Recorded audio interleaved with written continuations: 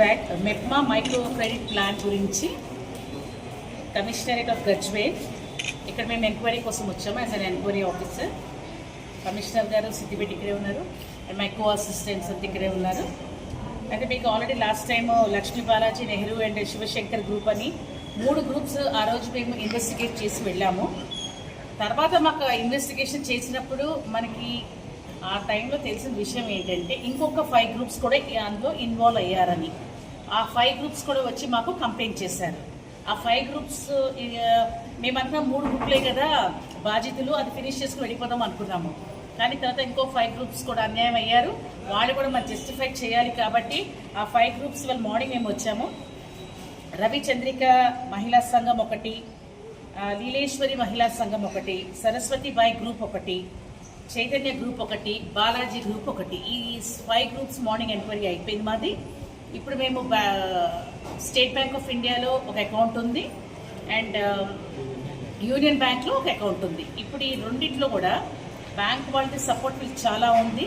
ఇవాళ మనం ఇనిషియల్ చేసిన దీంట్లో చాలా చాలా చాలా ఘోరాది ఘోరం. ఇంకోటి ఏం తెలిసిందంటే మాకు కమిషనర్ గారు మేమంతా షాక్ అయిన విషయం ఏంటంటే లోన్ కాకుండా వీళ్ళు దాచుకున్న పొదుపు సంఘాల్లో వీళ్ళు ఏ అమౌంట్ అయితే దాచుకున్నారో, సేవ్ చేసుకున్నారో ఆ అమౌంట్ కూడా వాళ్ళు మొత్తం ఖాళీ చేసేసారు.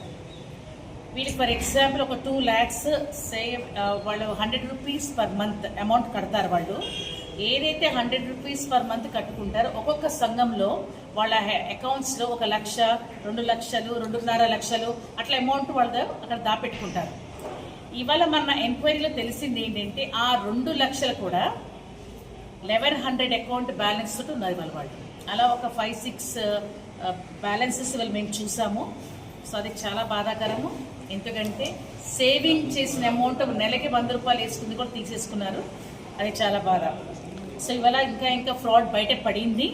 వాళ్ళు మనీ ఎట్లా మిస్యూజ్ చేస్తారు ఏంటి అనేది మనము అప్పుడే చెప్పము.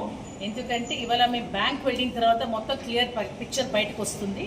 ఈ బ్యాంక్ నుంచి ఏ అకౌంట్స్కి వెళ్ళాయో మా దగ్గర అంతా ఒక చార్ట్ షీట్ ఉంది. ఇక్కడ ఇదంతా కూడా మేము తీసుకెళ్ళి ఒక్కసారి బ్యాంక్స్లో కూడా ఎంక్వైరీ చేసుకుని ఆ స్టేట్మెంట్స్ అన్ని కూడా మేము తీసుకున్న తర్వాత అమౌంట్ ఎక్కడ డైవర్షన్ అయింది, ఎవరెవరి అకౌంట్స్కి డైవర్ట్ అవుతుంది, అమౌంట్ ఎక్కడ ఉంటుంది ఏంటి అనేదంతా కూడా మేము కంపల్సరీగా అదంతా ఒక్కసారి మేము ప్రాపర్ ఇన్వెస్టిగేషన్ అయిన తర్వాత అమౌంట్ ఎక్కడుంది ఏంటి అని చూసిన తర్వాత అప్పుడు మేము మా రిపోర్ట్లో we are going to write what happen. అప్పటి వరకు కూడా మీరు తప్పుగా అటు ఇటు ఏమి రాయకూడదు. ఎందుకంటే మన ఒక పిక్చర్ రాకుండా మన దేన్ని కూడా అప్పుడే కన్ఫర్మ్ చేయకూడదు. నదర్ 3 days and 4 daysలో we're going to give the report to the additional collector గారికి మేము రిపోర్ట్ తర్వాత ఏదైనా ఉంటే మనం సహా మేమంతా రికవరీ రాయాలని మేము రాస్తున్నాము. సో అంతా అయిపోతే ఈ లెవెల్లోనే ఈ స్టేజ్లో మనకు క్లియర్ అయిపోతుంది. అవ్వకపోతే నెక్స్ట్ స్టేజ్ ఏంటనేది పెద్దవాళ్ళు డిసైడ్ చేసి దిల్ టేక్ ద యాక్షన్. ఏంటండి మేము అనుకునేది అప్రాక్సిమేట్ చెప్పలేము. ఎందుకంటే ఇప్పుడు బ్యాంక్ వెళ్ళిందో నాకు తెలుస్తుంది. ఎందుకంటే ఇప్పుడు ఎట్లా అయిందంటే ఈ 8 సంఘాలు ఏదైతేనే మేము ఇప్పుడు ఇన్వెస్టిగేట్ చేశామో ఒక దగ్గర 2 లక్షలు, ఒక దగ్గర 2 లక్షలు, ఒక దగ్గర 2 లక్షలు కనబడుతుంది. అన్ని కలిపి మేము ఇప్పుడు బ్యాంక్ స్టేట్మెంట్ తీసుకున్న తర్వాత ఇప్పుడు నా దగ్గర ఉన్న ఇన్ఫర్మేషన్తో పాటు నేను ఒక్కసారి ఆ స్టేట్మెంట్ని ప్రాపర్గా నేను సెట్ చేస్తే నాకు అప్రాక్సిమేట్ అమౌంట్ తెలుస్తుంది. కానీ తెలియకుండా మన అప్రాక్సిమేట్ అమౌంట్ తక్కువ చెప్పాను అనుకోండి, అక్కడ మళ్ళీ ప్రాబ్లం. అందుకు ఎక్కువ ఎందుకు తక్కువ ఎందుకు, లెట్ మీ ఒక 3-4 daysలో will be getting the clear picture. అప్పుడు let us move. Thank you so much.